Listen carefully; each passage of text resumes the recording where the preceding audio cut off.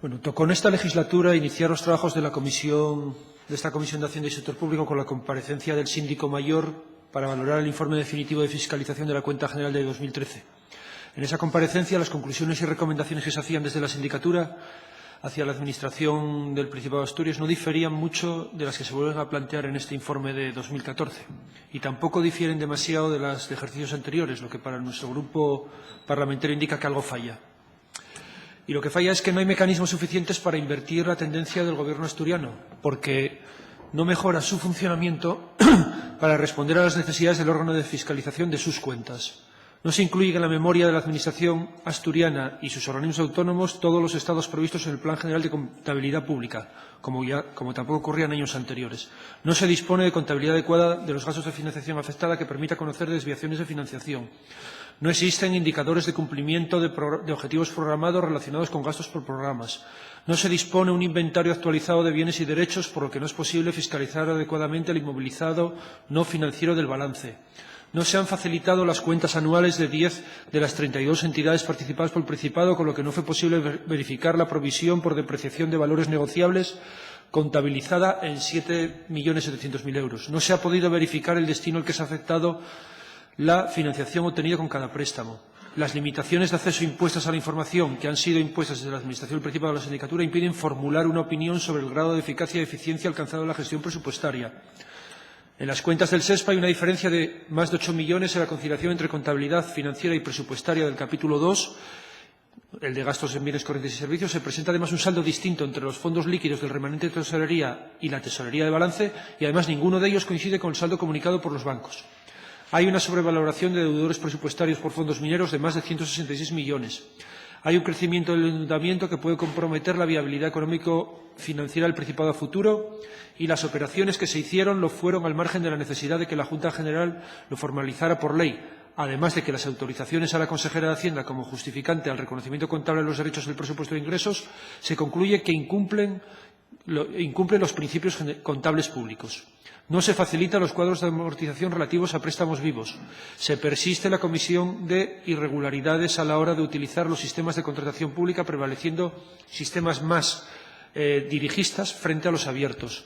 Igual ocurre con la concesión de subvenciones, donde el 63,99% se adjudica mediante concesión directa, lo que la misma sindicatura califica de objetivamente elevado. Además, no se recoge el seguimiento de la verificación y cumplimiento de diferentes obligaciones establecidas a los beneficiarios, pues parece que, por regla general, solamente se exige haber gastado la cantidad asignada.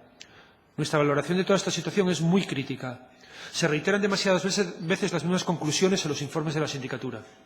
La Administración niega información, incumple principios legales de contabilidad pública, abusa de contrataciones directas, tanto en proyectos como en la adjudicación de subvenciones, no hace seguimientos adecuados para controlar los destinos del gasto, y los organismos de ella dependiente eluden igualmente el cumplimiento de sus obligaciones legales. Se puede seguir así año tras año o cambiar. Nosotros estamos aquí para intentar que cambien las cosas en la política asturiana, también para que cambien las cosas en la actuación administrativa. El control de las cuentas públicas debe ser absolutamente escrupuloso. La Ley de Cuentas Abiertas, cuya tramitación fue aprobada en octubre por la Cámara Asturiana a propuesta de nuestro grupo, marca la línea que se debe seguir sobre la publicidad de las cuentas públicas, porque la publicidad y la transparencia de las cuentas no solamente es un derecho de la ciudadanía asturiana, de la gente, sino que también es el mejor antídoto contra las prácticas ocultas y la corrupción. Este Gobierno debe practicar lo que de palabra dice defender. No vale un doble discurso, y menos con unos recursos públicos que son de todos. Es imprescindible que se invierta ya la tendencia cansina, la inercia decadente de la ocultación y la perversión en la gestión, porque manteniendo estas dinámicas, el Gobierno tendrá a este grupo político enfrente y no al lado.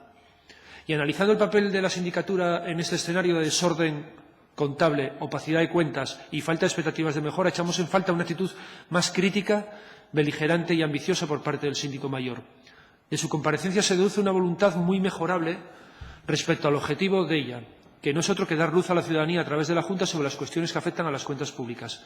Echamos en falta un síndico mayor al que, al oírle hablar, se despeje cualquier duda de dependencia e instaure en esta sala un discurso de independencia sin ambajes, aunque con ello pueda molestar a los partidos políticos que le permiten permanecer en su cargo. Porque para nuestro grupo su cargo, señor Avelino Viejo, es clave para que nuestra Administración apueste por el uso eficiente de los fondos públicos y luche decididamente contra la corrupción. Y todos sabemos que Asturias no es precisamente un ejemplo ni en una cosa ni tampoco en otra. No vamos a descargar sobre la sindicatura, ni siquiera sobre el síndico mayor, la responsabilidad de lo que está sucediendo en Asturias, pero hemos de animarle y alentarle para que convierta su sección en un ejemplo a seguir no solo en España, sino fuera de nuestras fronteras.